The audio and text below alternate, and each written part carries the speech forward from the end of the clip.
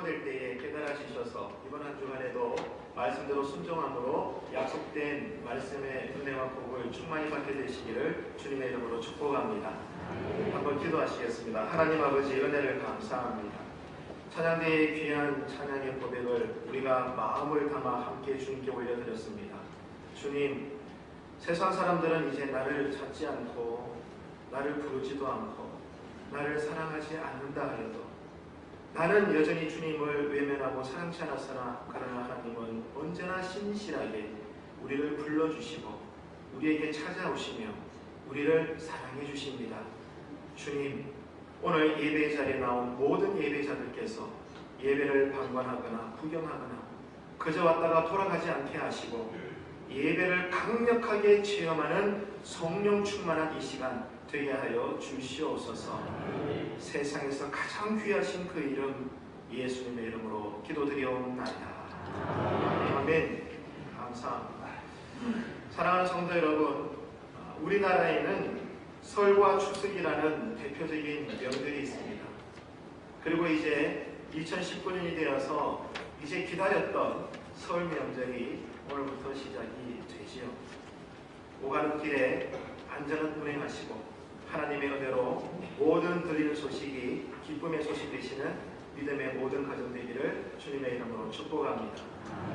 자, 그렇다면 유대인들에게는 어떤 절기들이 있을까요? 그들에게는 대표적으로 세 가지의 큰 절기가 있습니다. 3대 절기라고도 이야기하는데 그 가운데서도 가장 큰 명절이자 절기는 유월절입니다. 유월절의 기원은 이렇습니다. 이스라엘 백성들이 애굽에서 400년 넘게 종살이를 하는 가운데 피눈물 흘리는 삶을 살았습니다. 하나님께서 그것을 왜 모르시겠습니까? 그러나 하나님의 시간이 되고 그때가 찼을 때에 비로소 드디어 하나님께서는 일하시기 시작합니다. 어떻게 해요? 모세를 세우시사 이제 애굽에서 당신의 백성들을 이끌어내시는 거죠. 그런데 우리가 이미 알고 있듯이 그 과정 속에 너무나 충격적인 재앙이 일어나게 됩니다. 하나님께서 예비하신 그리고 보여주신 10가지 재앙입니다. 그 가운데 마지막 재앙이 무엇이었습니까? 가장 충격적인 재앙이요 슬픔입니다. 이루 말할 수가 없죠. 각 층마다 장자가 죽는 충격적인 재앙이 일어나게 됩니다. 사람이든지 짐승이든지 처음 난 것은 다 죽어버리는 엄청난 재앙이 마지막 10번째 재앙으로 일어나게 되는 거죠. 그런데 더 놀라운 것이 있습니다. 가만히 봤더니 모두가 이렇게 죽음을 맞이하고 통곡이 끊이지 않는데 이스라엘 사람들의 집에는 죽음의 소리가 들리지 않는 거예요. 옆집의 애국 사람들 집에, 동서사방에 있는 수많은 애국 사람들 집의 장자들과 첫 태어난 짐승들이 다 죽어나가 떨어지는데, 그런데 유독 이스라엘 사람들 집에는 통곡이 들리지 않는 거예요. 무슨 말입니까? 죽음이 들어오지 않고 피하여 넘어간 것입니다. 성경은 그 이유를 뭐라고 증언하고 있나요? 이렇게 되기 위해서 이스라엘 백성들은 이미 하나님께서 시키시는 대로 말씀에 순종했습니다. 그 순종의 내용이 무엇입니까? 자, 이제 마지막 충격적인 엄청난 두려운 재앙이 임하게 될 텐데 너희들은 어린 양을 잡아 그 피를 어디에다가? 문설주에다가, 그 출입구의 문틈에다가 다 붉게 바르라는 거예요. 그러면은 죽음을 면하고 살아나게 될 것이다 약속을 하셨습니다. 그래서 모든 이스라엘 백성들은 이 말씀에 순종하여 어린 양을 잡아 그 붉은 피를 문설주에 바르게 되었습니다. 그랬더니 어떻게 되었습니까? 죽음의 재앙을 가지고 오는 천사가 각 집에 들어갈 때에 양의 피가 문에 발려져 있는 이스라엘 사람들의 집에는 들어가지 않고 그 집의 지붕을 넘어간 것입니다. 패스오버, 넘어갔다. 이것이 바로 6월절의 기원이 된 것이죠. 여러분, 왜 이런 일이 일어났습니까? 그 집에는 뭐가 있어요? 어떤 표시가 있습니까? 첫 번째 태어난 사람과 첫 번째 태어난 모든 짐승들이 죽어야 되는데 장자 대신에 이미 누가 대신 죽었어요? 어린 양이 대신 죽었다는 표시로 붉은 피가 발려 있었기 때문에 하나님의 지시에 따라 죽음을 일으키는 재앙의 천사가 지나갔지만 그 문에 발려진 피, 붉은 어린 양의 피를 보고는 그 집에는 재앙을 내리지 아니했던 것입니다. 이것이 오늘날 우리에게 무엇을 상징하는 사건인가요? 우리를 죽을 죄에서 구원하신 누구? 따라합시다. 오직 예수. 할렐루야. 십자가에 달리신 예수 그리스도의 피를 상징하는 줄로 믿습니다. 사랑하는 성도 여러분, 생각해 보십시오. 내일 일이 어떻게 될까요? 여러분, 2019년도도 이제 구정을 맞이했지만 구정의 개념으로는 오늘이 첫날이겠지만 그러나 한 달이 벌써 지나갔잖아요. 세월이 얼마나 빠른지 몰라요. 여러분, 우리의 미래에는 어떤 일이 일어날까요? 알 수 없습니다. 그러나 알 수 있는 것은 분명히 한 가지가 있습니다. 우리의 미래에 반드시 하나님 앞에서 우리가 심판을 받게 된다는 사실입니다. 예수 믿는 자나 안 믿는 자나 평생 교회를 다녔거나 늦지막하게 교회를 다니셨던지 간에 누구든지 간에 예외가 없습니다. 홀로 하나님 앞에 독대하여 심판을 받게 될 것입니다. 자, 그때 운명은 두 가지 중에 하나입니다. 천국에 갈 것인가, 지옥에 갈 것인가, 생명의 부활로 들어갈 것인가, 심판의 부활로 떨어지게 될 것인가. 둘 중에 하나입니다. 어느 길을 걸어가야 할까요? 그 조건과 방법은 하나밖에 없습니다. 하나님 앞에서 하나님 보시기에 우리의 심령에 뭐가 발려져야 돼요? 예수 그리스도 어린 양의 보혈의 피가 발린 자만이, 그 피를 믿는 자만이 예수의 이름으로 담대하게 영생 천국에 들어가는 줄로 믿으시기를 바랍니다. 그렇기 때문에 우리의 잘남이 아닙니다. 한평생 내가 교회에서 어떻게 생활했는가, 뭐 선지자의 노릇을 했다 안 했다, 착하게 살았다, 윤리적으로 도덕적으로 내가 사회적으로 얼마나 많이 복지에 헌신했는데 이런 게 아닌 거예요. 내 직분이 목사냐 장로님이냐 권사님이냐 이런 게 아닌 것입니다. 중요한 것은 뭐라고요? 따라합시다. 예수의 피. 뭐라고요? 어린 양의 보혈, 예수 그리스도의 피가 우리의 심령에 여전히 묻혀져 있어서 하나님께서 그 붉은 피를 보시고 우리가 그 피를 믿을 때에 예수 이름으로 우리는 천국 백성이 되는 줄로 믿습니다. 원래는 누가 죽었어야 돼요? 우리가 죽었어야 돼요.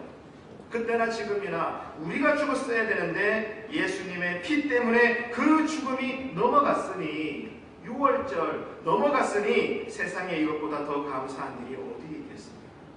그래서 지금도 유대인들은 이것을 기념하기 위하여 지키는 절기가 뭐라고요? 따라하겠습니다. 6월절. 그런데 여러분, 이 명절을 지키는 방법이 우리와는 좀 다릅니다. 우리나라는 어떻습니까? 오늘도 그렇겠고 내일도 그렇겠죠. 또 몇 달 뒤에 이제 있게 될 추석 명절 때도 그렇게 하겠지만 우리 모든 가정들은 차를 타고 10시간이고 20시간이고 정체된 고속도로에 기다리는 한이 있더라도 어디를 가요? 고향집을 찾아갑니다. 이미 이제는 나이가 많이 드셔서 힘드시고 홀로 계시는 어머님과 아버님을 찾아서 우리는 고향집을 떠나 출발합니다. 지금 우리는 그 기간에 놓여 있는 것입니다. 그런데 유대인들의 6월절은 그렇지는 않습니다. 고향집으로 가는 것이 아니라 모두가 다 예루살렘 성전으로 올라가서 그 절기를 지키는 거예요. 그 방법이 다르죠. 자, 그래서 예수님께서도 오늘 본문에 보니까 육신의 나이가 몇 살 되셨죠? 12살이 되었어요. 12살이 되던 해에 6월절이 되었습니다. 당연히 육신의 부모인 요셉과 마리아는 소년 예수님을 모시고 또 이런저런 가족들과 함께 동행을 해서 6월절 명절을 지키기 위해서 어디로 갔다? 예루살렘으로 가게 된 것입니다. 근데 여러분 잘 들어보세요. 기가 차요. 자, 각자의 집에서 예루살렘까지 가는 거리가 얼마나 될까요? 한번 여러분 가늠해 보시겠어요? 얼마 정도 떨어져 있을까요? 자, 지리적으로 우리가 살펴보게 되면 나사렛에서 예루살렘까지 거리가 134km 정도 된다고 합니다. 100km가 넘어요. 여러분, 너무 멀지 않습니까? 우리 안강제일교회를 시작점으로 하면 경남 화천까지 가는 길이 상당히 먼 거리입니다. 자, 그런데 그 당시에는 오늘날처럼 자동차가 있어요? 없어요? 차가 없죠. 여러분 가정에 한 대나 두 대 정도의 자동차는 다 있을 겁니다. 자동차, 뭐 자전거 다 있잖아요. 오토바이도 있고. 그런데 그 시대에는 차가 없습니다. 그렇기 때문에 134km를 어떻게 가야 돼요? 걸어서 가거나 아니면 나귀 정도를 타고 가야 되는 거예요. 하루 이틀 만에 갈 수 있는 거리가 아닙니다. 그러니까 사실은 그 마음이 얼마나 분주하겠습니까? 빨리 갔다 와야 되는 거예요. 거리가 이만저만 먼 것이 아니죠. 사실 이것은 보통 일이 아닙니다. 가는 동안 먹을 것이 있어야 되고 자야 될 것이 있어야 되고 이를 위해 돈을 준비해야 되고 비상약도 준비해야 되고 옷도 여러 가지 옷을 준비해야 되고 식량도 준비해야 되고 세상에 이 100km가 넘는 길을 왕복으로 다녀와야 되니까 준비해야 할 것들이 얼마나 많을 것이며 더불어 그 마음이 얼마나 분주하고 바쁘겠습니까? 이렇게 요셉과 마리아는 12살 된 하나님의 아들 예수님을 모시고 먼 길을 걸어서 드디어 어디에 도착을 했느냐? 예루살렘에 도착을 했습니다. 그런데 유대인들의 관례는 이 6월절 명절인 절기를 지킴에 있어서 하루 정도 머무는 것이 아니고 꼬박 일주일을 지키는 행사가 있습니다. 누구든지 간에 예루살렘에 올라가면 며칠? 일주일을 우리처럼 설날을 보내는 거예요. 일주일 휴가 다 좋은데요. 네, 그렇지 않습니까? 자, 이렇게 일주일을 보내는 거예요. 꼬박 일주일을 지내게 되는 것입니다. 자, 이렇게 요셉과 마리아는 어렵게 예루살렘에 도착을 해서 이제 성전에 들어가 6월절 감사 예배를 다 드리고 난 다음에 다시 어떻게 해야 됩니까?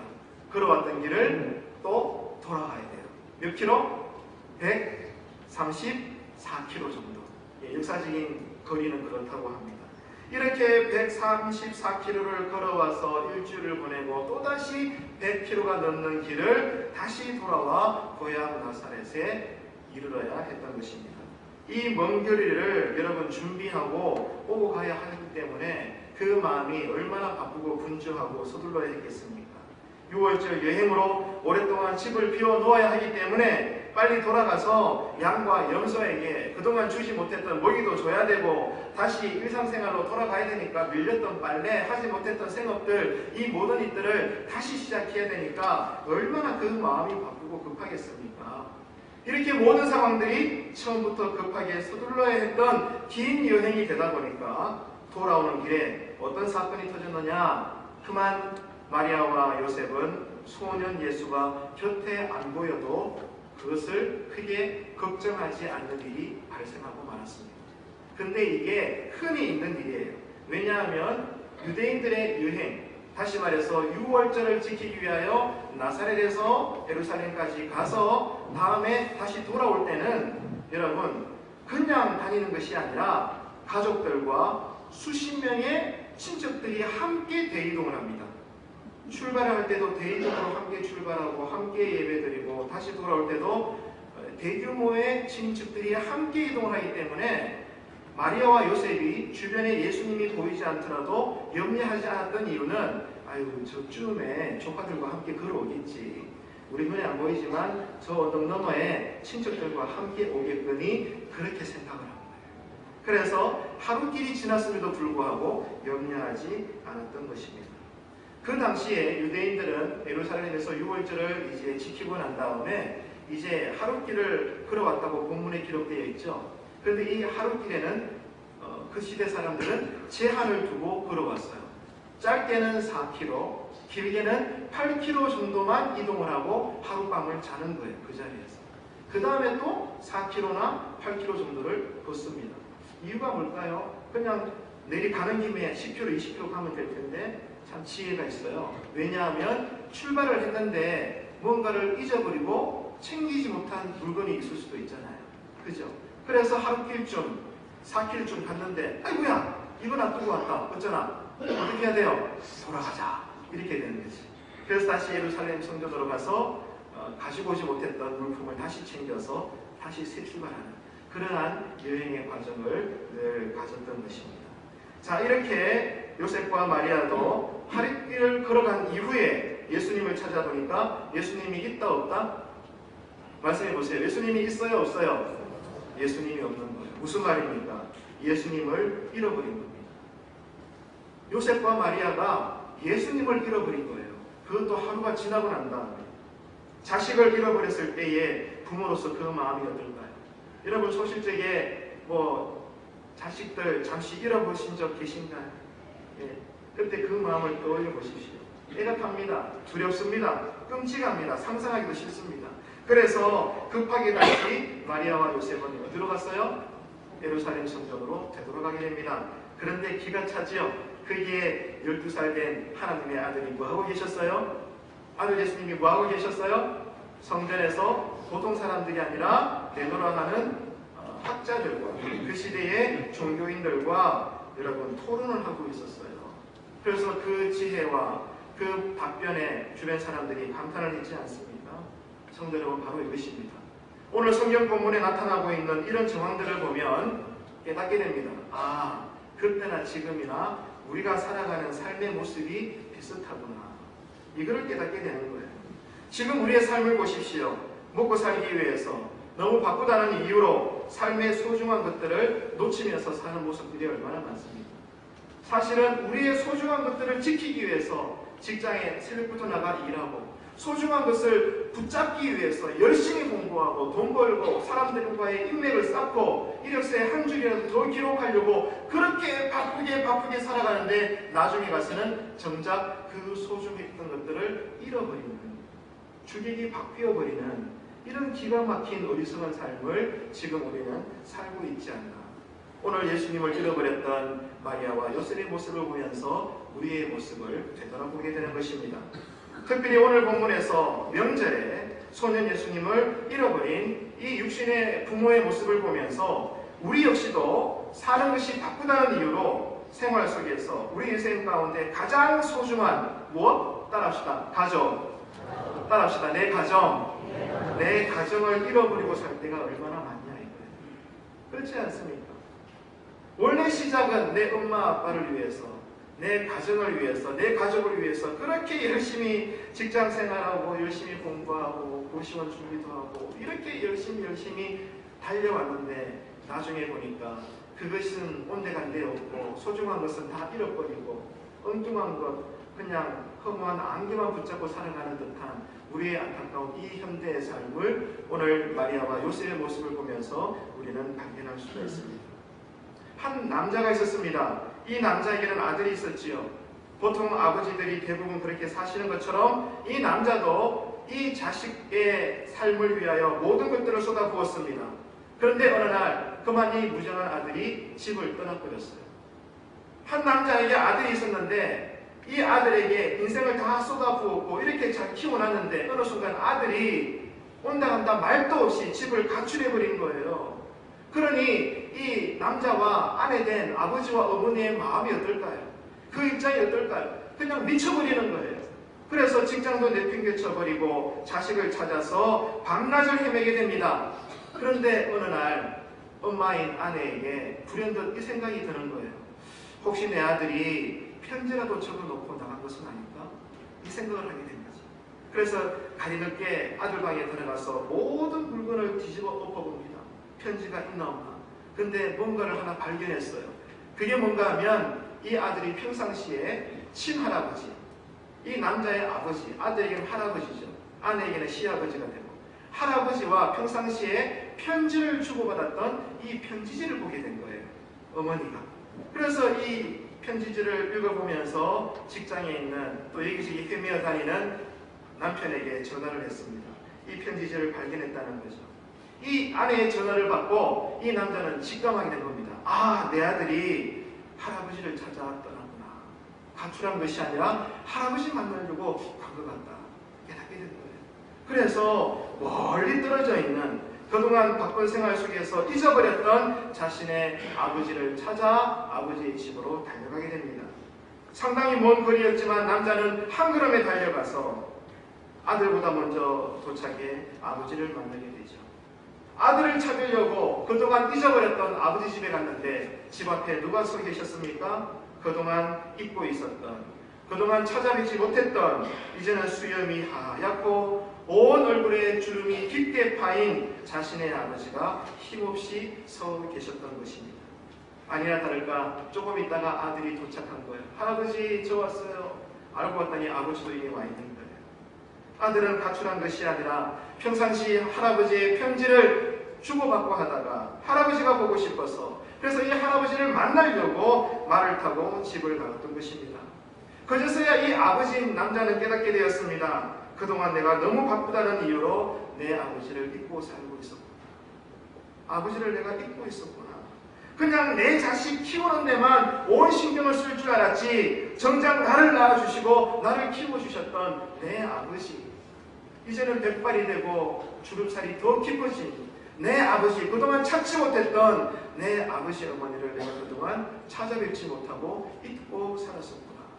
이거를 자신의 아들을 보면서 깨닫게 된 것입니다. 사랑하는 성도 여러분, 설 명절을 이제 우리가 보내면서 지금 우리의 삶은 어떻습니까? 우리도 똑같다는 거예요.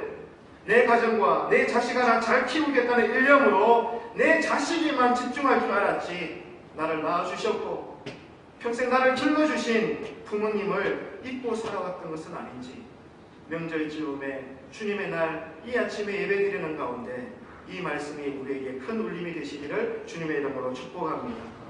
너무 바쁘다는 이유로 부모님도 잊어버리고 형제도 잊어버리고 친척도 잊어버리고, 여러분 새해가 되었지만 올 한 해 부모님의 얼굴을 몇 번이나 보시려고 계획하고 있습니까? 형제들은 몇 번이나 만나시겠습니까? 비록 멀리 떨어져 있지만 전화라도 자주 하시고 계시는 건가요? 아니면 너무 바빠서 아이고 모르겠다 먹고 살아야지 부모 형제 간에 전화도 못하고 그냥 잊어버리고 살고 있는 너무나 무익하고 불쌍한 어리석은 우리의 가정 생활은 아닌지, 오늘 이 본문의 말씀 앞에서 돌아보게 되기를 간절히 소망합니다. 마리아와 요셉이 왜 예수님을 잃어버렸습니까? 아유, 뒤에서 잘 따라오겠지. 그들 마음이 너무 바빠갖고 너무 분주해가지고 절대로 잊어버리지 말아야 될 누구? 예수님을 잃어버리고 말았던 것입니다. 요셉과 마리아가 집으로 돌아가는 일이 아무리 바쁘고 급해도 절대로 예수님만큼은 잃어버려서는 안 되는 것이었습니다. 그럼 저와 여러분은 어떻습니까? 우리도 마찬가지라는 거예요. 내가 살아가는 것이 학교생활로, 직장생활로, 시집가야 되고 장가가야 되고 해야 할 일이 많고 우리도 너무 바쁘다는 이유로 예수님을 이미 잃어버리지는 않았습니다. 신앙과 믿음을 잠시 뒷전으로 미뤄버린 채 오늘 우리가 그냥 그렇게 살고 있는 것은 아닌가요? 그러나 예수님은 그 어떤 이유로도 절대로 잃어버려서는 안 되는 것입니다. 할렐루야. 지금 여러분 마음에 예수님이 계십니까? 여러분 삶의 자리에 예수님과 동행하고 계십니까? 다른 것은 잃어버릴 수 있어요. 다른 것은 내려놓을 수 있습니다. 그러나 절대로 따라합시다. 오직 예수. 예수님만큼은 절대로 잃어버려서는 안 되는 것입니다. 여러분. 이것이 우리의 신앙의 내용인 거죠. 인생을 살다가 망했습니까? 그럴 수 있죠. 그럼에도 불구하고 누구는 놓치지 말아라. 예수님만큼은 잃어버리지 마십시오. 그러면 절단납니다. 여러분. 직장은 망하면 하나님께서 또 길 열어주시면 다시 시작하면 되잖아요. 근데 누구를 잃어버리면 안 된다? 예수님의 말씀은 절대로 잊어버리지 마십시오. 이것이 우리가 살 수 있는 유일한 길인 줄로 믿습니다. 아무리 예수 잘 믿어도 웬일입니까? 내 마음에 내 몸에 병이 들 수 있습니다. 그러나 그럼에도 불구하고 예수 십자가만큼은 끝까지 붙들고 살아가는 올 한 해 되시기를 축원합니다. 예수님의 십자가 보혈, 그 붉은 피가 내 심령과 내 마음과 생각에 발려져 있을 때 오늘 또 하나님께서는 일하시며 그 믿음 위에 하나님의 역사는 세워질 줄로 믿습니다. 아무리 억울한 욕을 얻어먹어도 예수님만큼은 절대로 여러분에게서 지우지 마십시오. 그러면 안 되는 것입니다. 사는 것이 서러워서 눈물이 쏟아져도 예수님만 붙잡고 살면 결국에는 다 잘되는 줄로 믿으시기를 바랍니다. 왜? 나는 하나님의 것이니까요. 우리 교회도 하나님의 것이니까요. 우리 가정도 내 자녀손들도 누구 것이니까? 하나님의 것이니까요. 예수님만이 유일한 길이요 진리요 생명인 줄로 믿으시길 바랍니다. 살기 힘들다는 핑계로 또 살아가기 바쁘다는 변명으로 예수님을 놓아버리는 순간, 예수님을 잃어버리는 순간 우리는 끝장나는 거예요. 끝장난다고요. 베드로 보세요.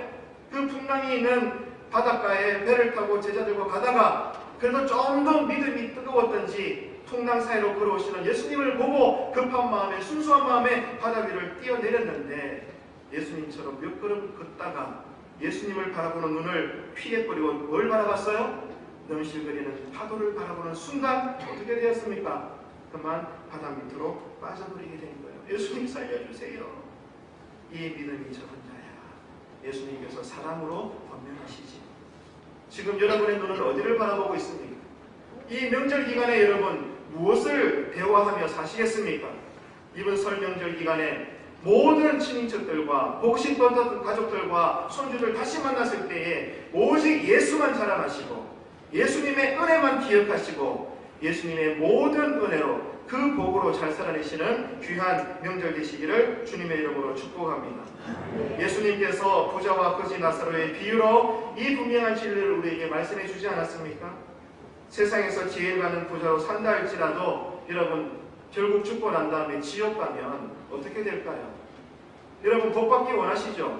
주로 어떤 복 받기를 원하십니까? 물질의 복, 건강의 복, 또 성공의 복, 명예의 복, 이 땅에 속한 복들도 받아 누리게 되기를 주님의 이름으로 축원합니다. 아멘 하십시다. 할렐루야. 아멘. 그러나 결국에는 죽고 난 다음에 하나님의 심판대에서 나 너 모른다 나가거나 쫓겨나 어두운 데서 슬피 울며 이를 갈고 지옥에 들어간다면 이 땅에서 잘 누리는 것들이 뭐가 되겠습니까? 아무런 의미가 없는 것. 그 사람은 가진 것 같지만 결코 하나도 가지지 못한 불쌍한 사람에 불과합니다. 그러나 이 세상에 사는 동안 예수를 잘 믿어도 여전히 병들어 아야아야하고 부자가 아니라 거지로 살지라도 그러나 유일한 한 가지 그거 예수 그리스도 십자가 보혈로 여러분 붉은 피가 성도의 옷에 칠해져 있는 사람, 그 사람은 훗날 세상 너머에 주님께서 우리를 붙잡으시사 영생토록 천국에서 나와 함께 살자꾸나 행복한 사람인 줄로 믿으시기를 바랍니다. 여러분 오늘 주의 날에 특별히 소리나는 부정을 보내는 이 연주 첫날에 여러분에게 소중한 것은 무엇입니까? 가족인가요? 자녀의 이름인가요? 집안입니까? 물질과 돈입니까? 건강입니까? 여러분에게 가장 소중한 것은 무엇입니까? 동일합니다. 따라합시다. 오직 예수. 뭐라고요? 오직 예수. 이 소중한 것을 절대로 잃어버리지 않는 여러분의 믿음의 가문 되기를 축원합니다. 이번 설날에 많은 가족들과 손주들과 친인척들이 모이시겠죠. 여러분 평상시 때도 바쁘지만 설날도 얼마나 바쁜지 몰라요. 여기저기 찾아뵈면서 인사해야 되죠. 또 거리가 이 도로가가 정체가 돼가지고 많은 시간을 도로에서 허비해야 되죠. 또 이제 만나게 되면 밤낮 맛있는 거 드셔야 되죠. 또 저는 화투를 못 치지만 많은 분들 고수도 치셔야 되죠. 얼마나 바쁜지 몰라요. 명절 3, 4일 동안에도 우리는 너무나 바쁘게 지냅니다. 여러분 그런데 이 바쁜 속에서도 우리가 절대로 잊지 말아야 될 것, 잃어버리지 말아야 될 것, 그것은 바로 우리가 받았던 은혜를 기억하는 것입니다.